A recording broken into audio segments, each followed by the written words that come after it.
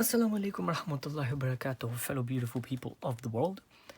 In today's video, I wanted to go ahead and fully review the Red Magic 6S Pro. I've had this phone for about 5 to 6 weeks now, so I think I'm in a position where I can fully give my review and my opinion on it, and ultimately whether or not this device is worth it. So I bought this device on a website called T Dimension UK. I bought it for £600. You can buy it from the official website for, I believe, £620. There are two editions of this phone. There's the Red Magic 6S Pro and there's the Red Magic 6S Pro Ghost Edition. The normal one is a Cyborg one. The difference between these two editions is that the Ghost Edition is £80 to £100 more expensive, but you get an additional 2 gigabytes of RAM, so it's 18 gigabytes of RAM now. 16 gigabytes of RAM that we're talking about. What else is there? It's transparent, which I will show you in a bit. That is pretty much it. There's also an additional 128 gigabytes of storage, so you've got a total of 256 gigabytes of storage on this model. So that's pretty much it for the introduction, and we're going to go ahead and talk about this phone in a lot more detail now. So the first thing you're going to notice about this phone is, of course, the price. It is roughly, you can find this phone for about £600 to £650, and what you get for this phone in terms of hardware is quite a lot. You do get a lot for this device, which can make it very, very appealing for a lot of people, because for what you can get for this device, it is extremely affordable, and it's one reason why I wanted to go ahead and make a review of this device and why it's my personal device right now. So the first thing that I wanted to go over is the looks of this device. So as you can see from the device, it is quite big. In terms of the dimensions, let me go ahead and see if I have a ruler here, which I do. So in terms of dimensions, we can see that in terms of screen, it's quite bezel-less. Let's turn it on, and we have about a length of about 15.5 centimeters. In terms of the diagonal, we have got a whopping around 6.7 inches. So it's definitely a very large phone for most people.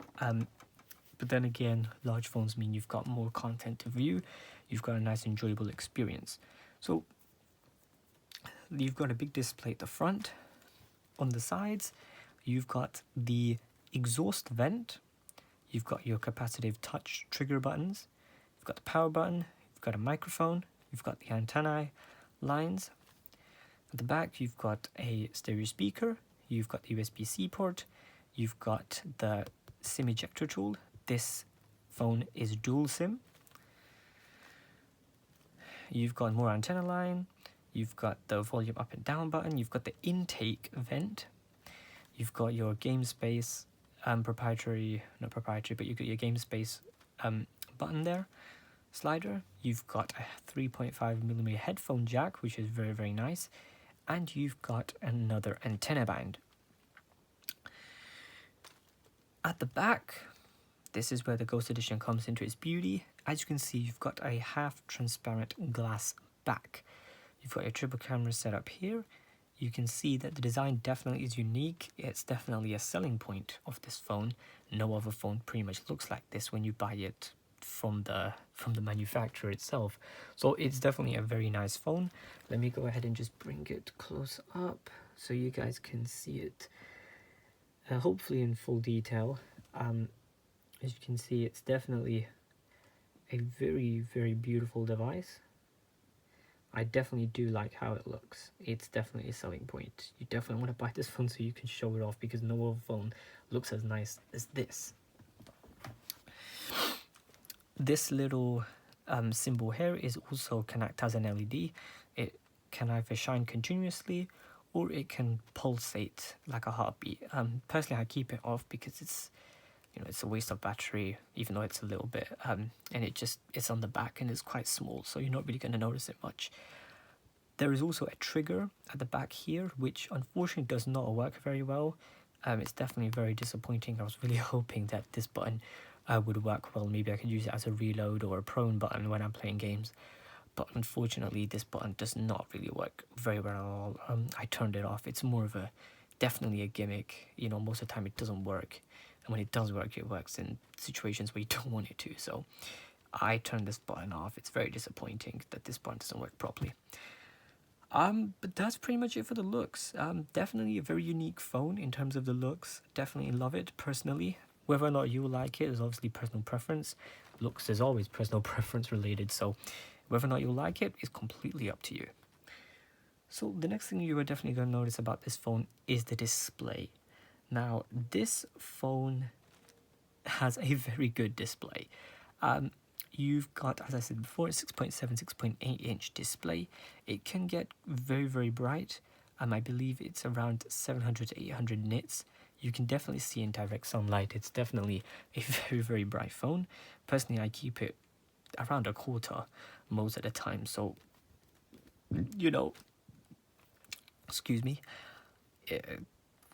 whether or not you'll use it more bright, maxed out most of the time, you know, you're not really going to be outside in the sun playing games. You know, you're probably going to be indoors in a shaded area. But here's a bright phone. And the selling points though is that you've got a super fast 165Hz refresh rate display. I believe Red Magic is the only phone manufacturer to have this refresh rate. As you can see, you've got your options 60, 90, 120 and 165. How would I describe using it? It feels super, super smooth. You know, coming from an S10, you know, it's just, the screen is just silky smooth. As the saying goes, it's like getting butter and running a 1000-degree knife through it. It is so, so satisfying, so, so smooth, and really so, so fluid. It's also got a 720 Hz touch sample rate, which pretty much means that the phone can recognize you touching it before you even recognize yourself, before you recognize you are touching it. So it's a really, really responsive display. Pretty much moves with your exactly with your finger when you touch it. So again, the display is top notch. It's AMOLED, so wherever you see it's black, it's pitch black. The pixels are actually turned off there, unlike an LCD where the whole backlight is on. So that saves battery, and it just looks nicer. You know, you've got pure blacks, you've got deep colors. The display is brilliant. So the other thing that you are likely going to notice about this phone, and the reason why you are most likely to buy it, is of course the performance. As it says at the back, you've got the Qualcomm Snapdragon 88 Plus 5G mobile platform chipset, which at the time of this phone being released is of course the fastest chipset you can make, so you can get on Android. It is also the fastest phone, I believe, in the smartphone industry, which is absolutely insane. So pretty much doing anything on this phone, you will fly through it. Okay, you will fly through it. This phone will very rarely do hiccups. It's most likely due to an optimization bug rather than a performance bug. So in terms of performance, you really will not notice any hiccups with this phone. This performance is built for performance, and it excels in that area very much. You know, in addition to the performance, you've got a cooling fan, which very little smartphones have. I think Red Magic is the only smartphone manufacturer to actually put in a built-in fan in their smartphones. Obviously, this helps keep the phone cool. It helps keep the processor cool so that you can keep the peak performance of the phone for much longer, allowing you to hit those higher frames, graphic settings, whatever. You know, the phone, it will help to keep the phone cool during those intense gaming sessions, or just anything that you're doing really. The fan does help. As you can see it, I'm not sure if you can pick that up, but it does spin at a maximum of 20,000 rounds per minute, which is insanely fast. Of course, it's a small fan, so it's going to help achieve that speed better, but it spins at a very fast rate. So in today's video, I just wanted to go ahead and just do a quick performance test of the phone. I'm going to be playing some Call of Duty Mobile. I'm going to be playing some ranked match. So it's purely just a demonstration of how fast this phone can be. So I'm going to increase the brightness a little bit. I'm going to go put the fan on. And let's go ahead and play a game just to demonstrate the performance of this phone, because the performance of this phone definitely is very, very impressive indeed. So let's go ahead and do that. We're going to go multiplayer, ranked match. Yep. Going to go on the ultra frame rate because we want to maximize those frames. And let's go ahead and start a game. Let me get rid of TDM. Let's go.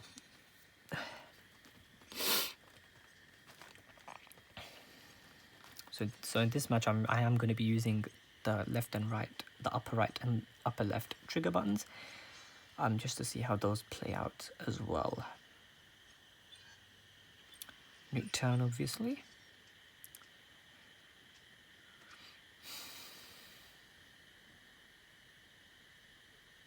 Also, I'm not sure if you guys can hear the fan.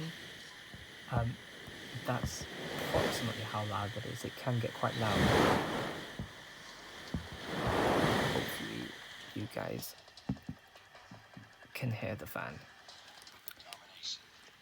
But most of the time you won't be able to hear it because, you know, you're going to be too busy playing a game or doing whatever. You really are very unlikely to notice it. Maybe your family members might notice it because, you know, they're just not interested or whatever. But yeah.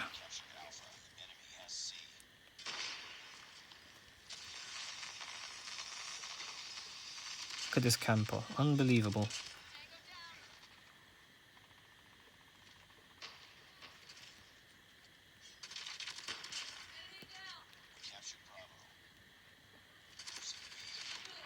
Oh, no way. Don't know what happened there, guys.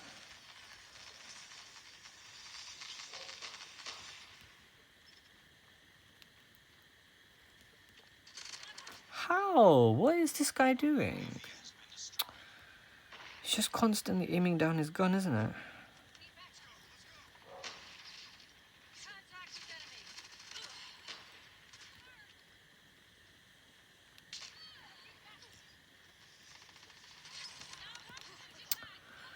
Oh, goodness gracious.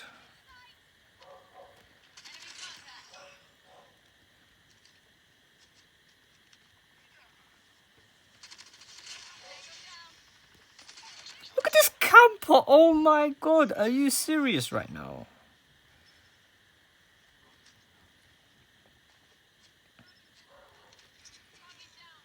Definitely something I really hate about this game. There's just so many campers. You know, you've always got these people that just hide in like set corners and they just don't move. They just don't move from there.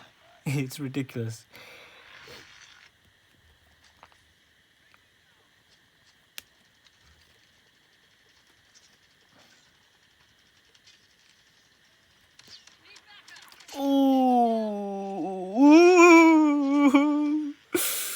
Oh, see, you see what I mean? He's camping up there with a Holger. It's ridiculous. It's absolutely ridiculous. I mean, who camps up there with a Holger?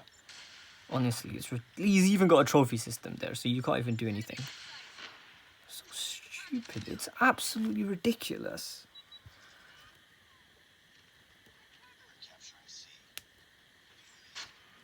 Wow. You see what I mean, guys?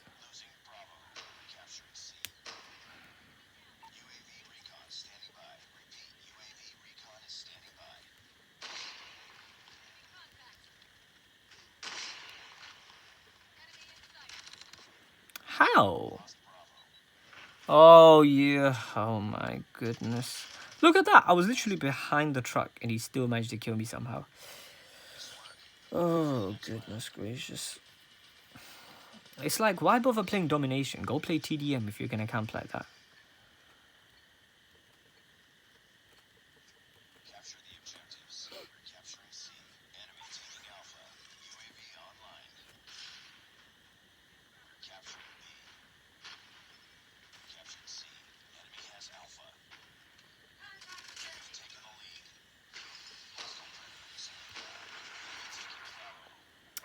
That dog needs to be nerfed. It's ridiculously fast.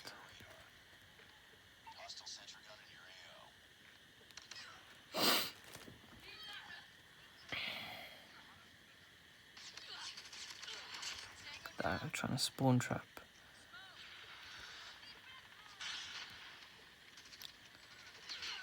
Ah.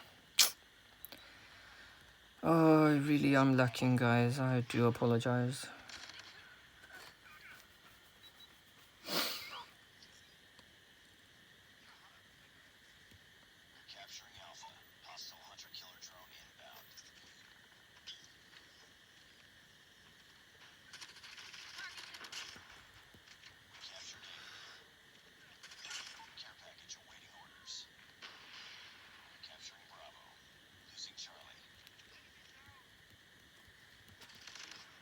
Wow.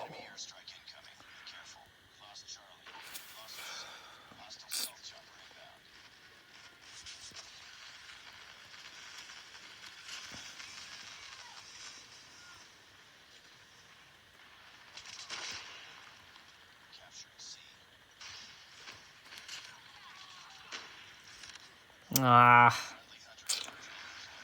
Should have destroyed that before I went out, innit?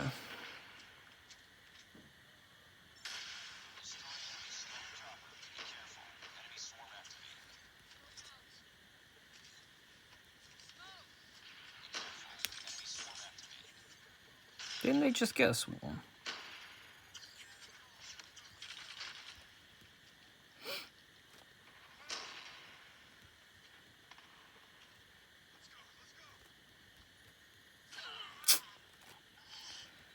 Absolutely ridiculous.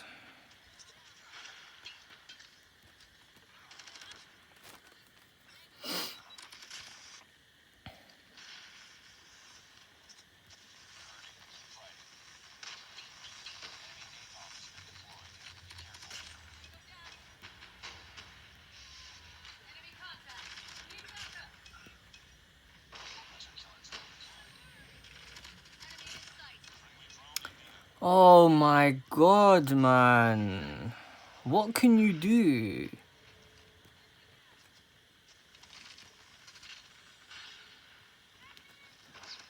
Why the hell did I equip the knife? Oh, goodness gracious.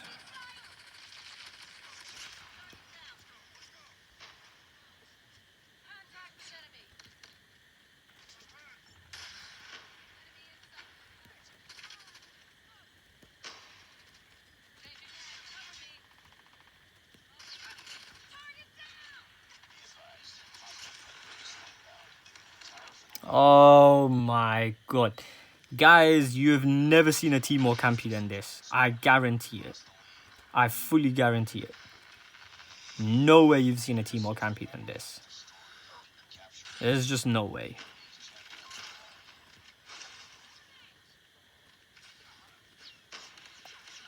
Look at this. You can't kill him, bruv. He's just camping up there. Oh my. He's even got a single capture. Oh, he does. He's got two somehow.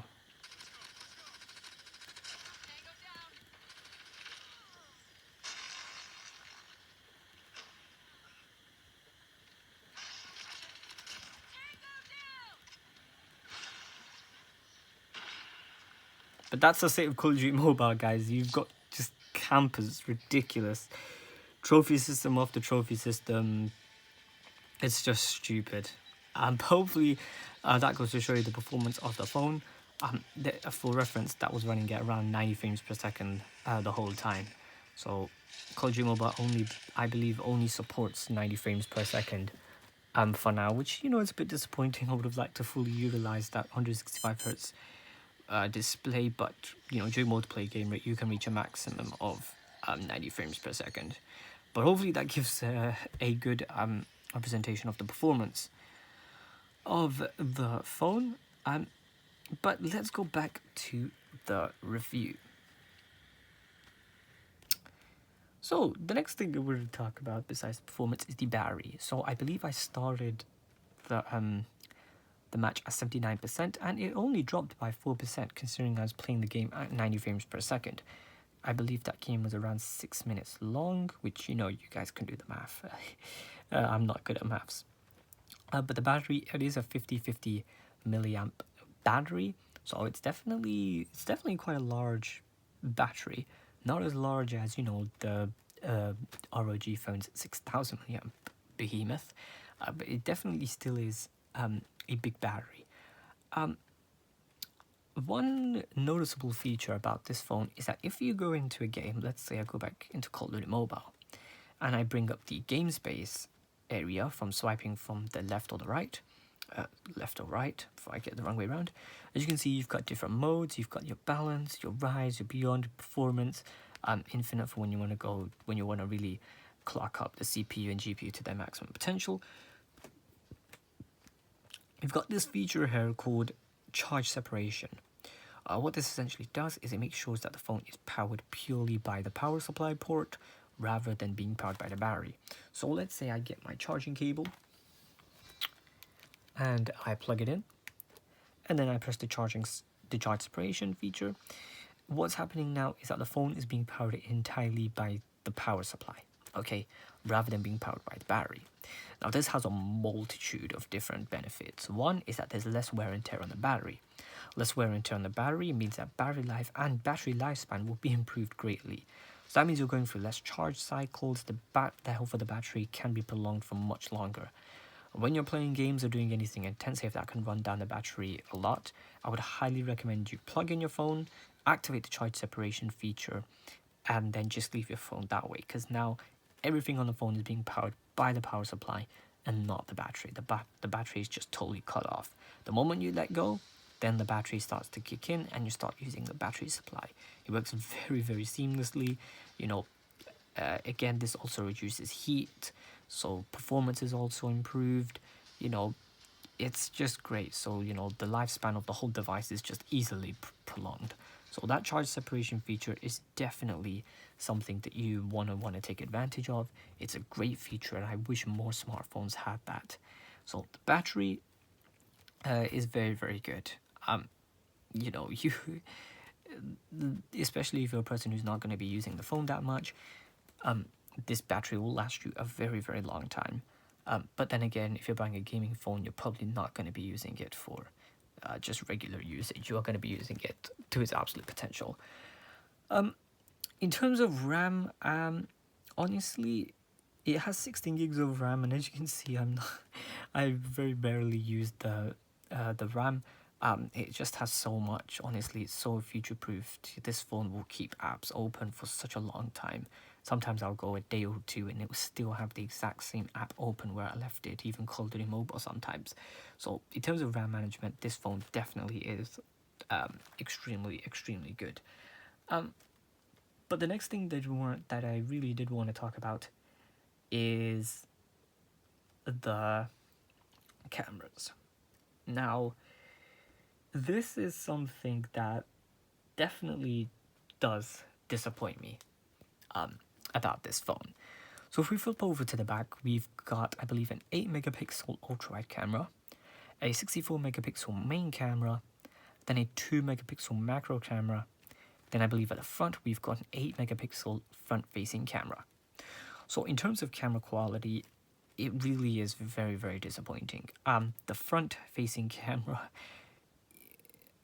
it's okay. I've noticed that even with the beauty filter completely off, there's still just so much beauty effects, and I wish you could fully turn it off, because when you are taking a picture of yourself, you can just see your skin is just so smoothed out. You don't see any textures. It looks like you've always got makeup on, and I really, really hate that. I wish you could just completely turn that off.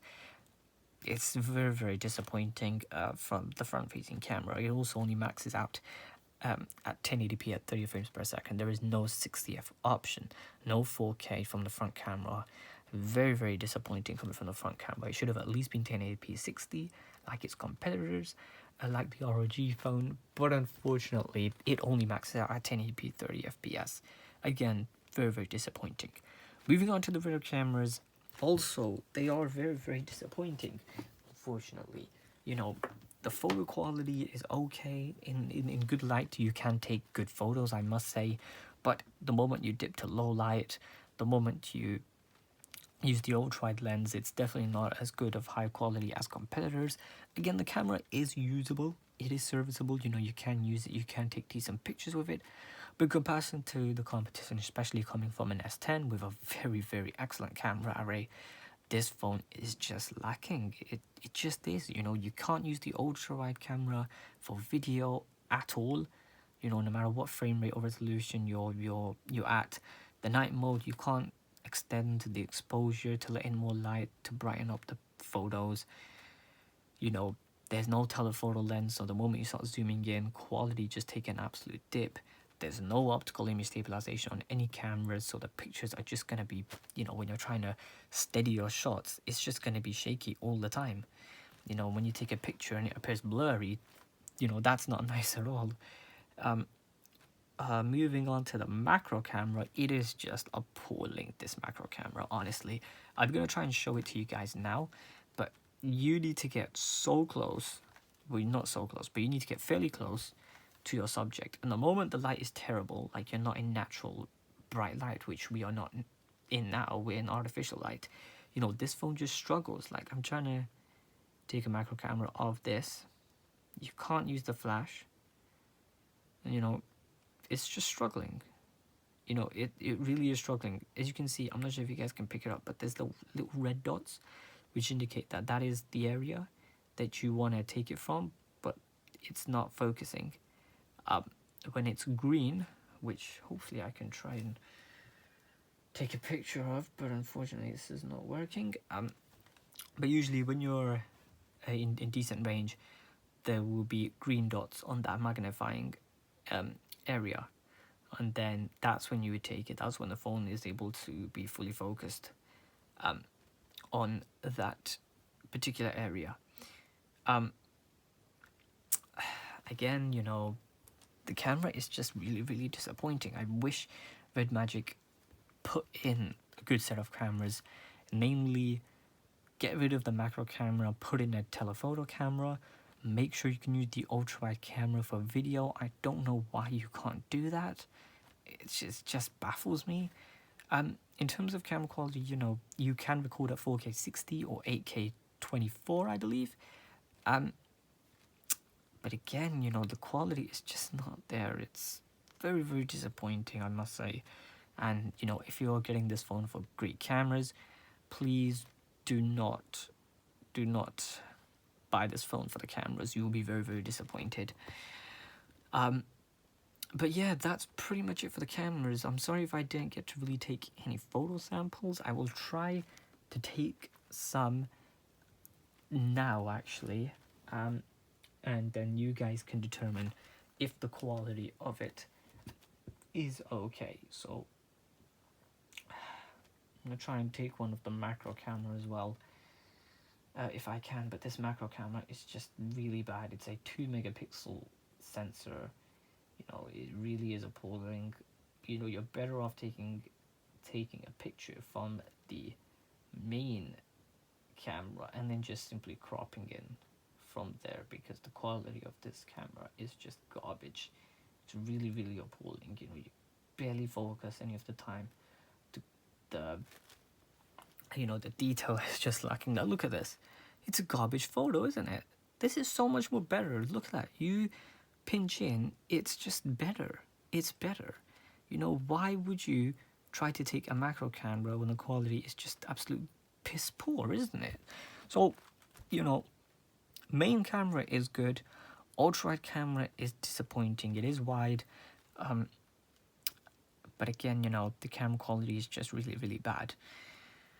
And yeah, that's really the cameras. You've also got your portrait mode. Again, you can pretty much determine how that's going to be. It's not really going to be good at edge detection. It's going to be quite soft in comparison to the competition. And the camera is just really, really lacking overall. Very, very disappointing.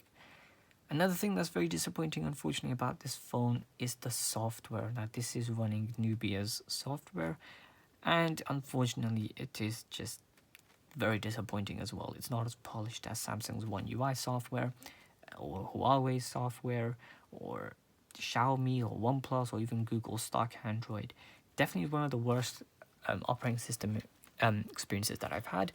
That doesn't mean it's unusable. It definitely is usable. You know, I can do pretty much everything I can, but some bits are just so disappointing. For example, when using the notification center, when you're scrolling through a long list, it would just swipe up automatically. I don't know why it does that. Another thing is that sometimes when you're in certain, let's say I'm in Call of Duty Mobile, and then I go back to the balance mode, or I go to infinite, you know, you can see that there's just random, there can sometimes be random, how would I say this, like spelling, punctuation, and grammar errors, or, you know, weird character placement. So let's say I increase the brightness, you know, you can see here, like, what's that about? You see that? Like, what's all the letters and mashups doing there?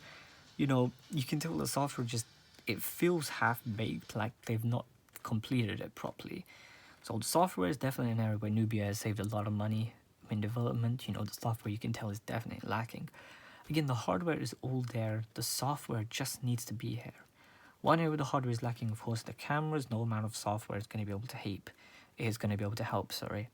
a bad camera sensors and just bad cameras overall, which is, you know, again, very, very disappointing. But that's pretty much it, guys. That's pretty much my full review of the Red Magic 6S Pro. I apologize for this review being quite long, well over half an hour probably at this rate. But as a daily driver, I really do like this phone, you know, in terms of gaming, media consumption, social media, you know, it is nice to use. But again, the cameras and the software really do let this phone down. If the cameras could just be better in the next phone and the software be improved, this phone could easily be the best phone on the market. You know, many of the flagships have the thermal throttling issues. You know, they don't have as good of a refresh rate. But again, you know, the refresh rate is 165 Hertz. Not many apps support 165 Hertz. The maximum you will pretty much ever see is 120. But even still, barely any apps support 120 Hertz. Most are still locked at 60 or 90 Hertz. So the potential is here. Is the potential tapped? Unfortunately not. Maybe in the foreseeable future it's future-proofed. But for now, it is a bit disappointing. So what I would say to most people is if you're looking for a high-performance phone, this definitely is the one to get. It's very, very affordable compared to most other competitors. However, I wouldn't use it as a daily driver because, again, software is lacking, cameras are lacking, and those are two areas where you definitely want something good in a phone. So I recommend this as a secondary phone. You know, maybe you have an S21 Ultra or an iPhone 13 Pro Max or a phone with a good camera and good software. Then you just want one where, you know, where you have an absolute beast in terms of performance. And because this phone is £600, you know, you've got the ROG phone, which is like 900, 800 pounds. You've got the Black Shark, which I think is not as powerful as this. You've got Razer, which is extinct. What other competitors do you have? I'm not really too sure. You know, you don't really have many competitors in the gaming space, so, you know, it's a very affordable phone for what you get. But would I recommend this phone ultimately? Yes, I would. It is a high valued phone. But yeah, that's pretty much it for the Red Magic 6S Pro. Hopefully I covered everything. Just a few things that I might have missed. You've also got a fingerprint scanner. It's optical. It scans very, very fast, pretty much instantaneous. You've also got face unlocking, which again, as you saw, super, super fast. You've also got a heart rate sensor that's built into the fingerprint scanner. My heart rate is probably going to be super high. Yep, there we go. Yep, look at that. Super, super high. If you look on my smartphone, which I left on the charger downstairs, I apologize for that. But yeah, that's pretty much the Red Magic 6S Pro. Let me know if you guys want me to do anything else. Let me know for any video suggestions. Let me know how the review was, if there's anything I can improve on it. Again, I apologize for not taking any actual good quality camera samples. I promise I'll try and do that next time. But the camera of this phone really isn't that good either. You know, the pictures, unless you're in very bright, good lighting and there's not harsh sun in the background, you know, the phone will take decent pictures. But anything too complicated, it generally does fall apart. But look at this. The fan does have RGB lights. You can definitely feel it blow air out of the exhaust, especially when it's hot. You know, when you're pushing the phone really hard, you can definitely feel a lot of heat. But that's why the fan is there, you know, to release that heat, to keep the phone nice and cool. But anyway guys, hope you guys enjoyed this video. If you did, please do like it, do share it, do subscribe to my channel, and yeah, that's pretty much it. I'll see you guys in the next video. Bye bye. Wassalamu alaikum warahmatullahi wabarakatuh, I should say.